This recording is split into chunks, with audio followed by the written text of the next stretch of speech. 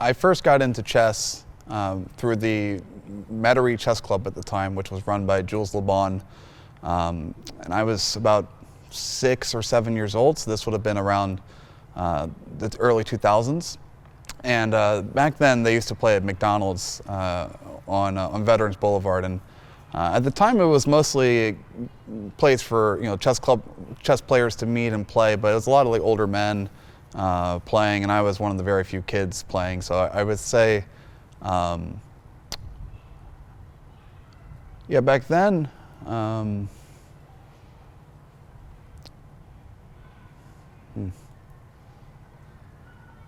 I think chess was a lot more niche than it is now. I feel like chess was a lot less integrated socially, and was much more of a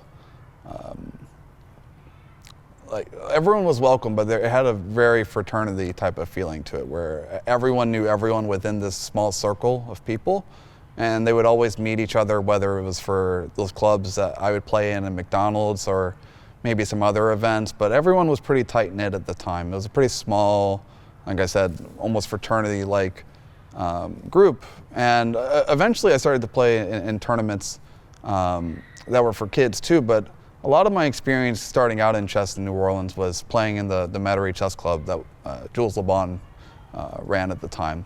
So given that it was at McDonald's, I think it kind of reflects there wasn't like a central home for chess. We were kind of going wherever we were welcomed. So McDonald's was one, Arby's was another big one. Eventually they moved to the Clearview food court, but prior to that, there was like an ice cream shop, IHOP, essentially whatever place would have us, given how long that the players would tend to stay there, because we would usually play our tournament games about 7 p.m. and then afterwards there'd be people like Bob Ballard and Bernard Perrin playing blitz chess until midnight or so, or until they got kicked out because employees had to go home. So yeah, it ended up being a lot of like obscure restaurants that would just be willing to have us, and that's where we would mostly play. And then for the tournaments I played in as a kid, amongst other kids, De La Salle High School was like the main stomping grounds. They had tournaments there with the help of David Pearson, who was an English teacher but also a chess teacher at De La Salle. And he had a strong belief in chess. I think he had a lot of positive impact on kids, because I had some friends that were coached by Mr. Pearson. And yeah, it was always very clear like who was being coached by them, because I think they were always like very good players, and they had like a pretty serious approach to the game, almost like a literary focus, like, focused on notation, focused on slower thinking. And he helped make a lot of tournaments happen at De La Salle. So that was the other main location for games. Yeah, there was like a magic to it. Because like I said, prior to that, a lot of my experience playing chess was with the adults at the McDonald's Chess Club and all those other ones. And then of course with my family back home. But what was mostly a niche interest then, this one day, I had like a giant collective of people coming together. I think at times there was probably over 100 players playing, and we would all play in the same cafeteria.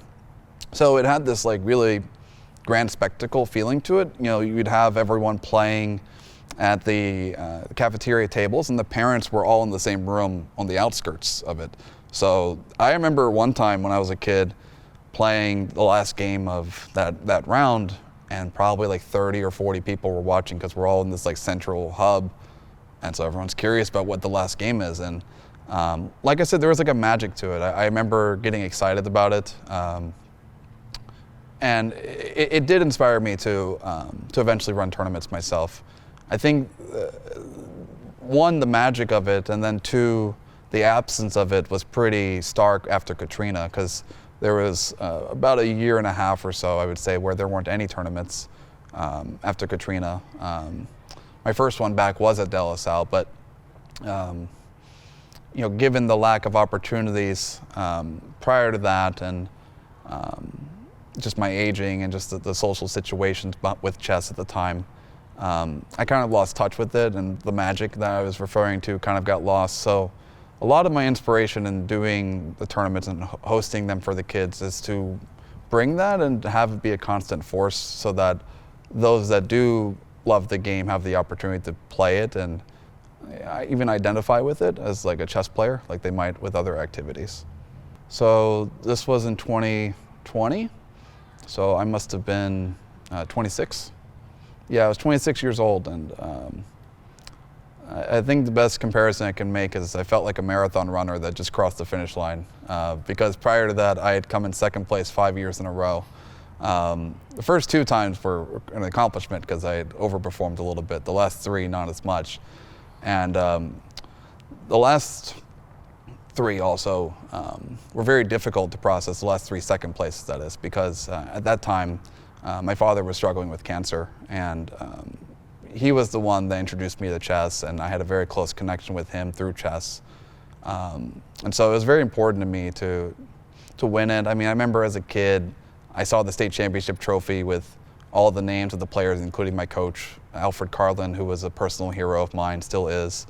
And I wanted to be a part of that. You know, I wanted to win one. So when I finally won the state championship, yeah, like it was both like a sigh of relief and a great joy, and validation to the dedication I've put into the game. And then at the same time, I felt a sense of responsibility to represent chess as like holding this position to project like what I think are the right values and to represent chess in a positive way. So a lot of my desire to win, I had like personal desires too, but also I felt honored to be able to call myself a state champion and represent the game as such. So there's a lot of positive emotions with it, but yeah, it definitely felt like I was crossing the finish line at that point. Yeah, Alfred was perhaps that chess magic I referred to personified, where Alfred sacrificed so much for chess, but I don't even know if he really saw it as a sacrifice himself. He lived a pretty basic life himself, but it was always chess, and he was always willing to help people, whether they were experienced or beginner, and there was no gatekeeping with Alfred. Alfred was very inclusive and very warm person. When I met him, it was actually at the McDonald's Chess Club. He came by and everyone took a moment to acknowledge Alfred there because he hadn't been around too often. And I wanted to know who this guy was. You know, like, who's this that everyone seems to know? And he was willing to play me a game. I was too scared to ask. My dad approached him for me, and he was hilarious. Alfred was like the funniest guy. Very jovial, self-aware, and great with kids.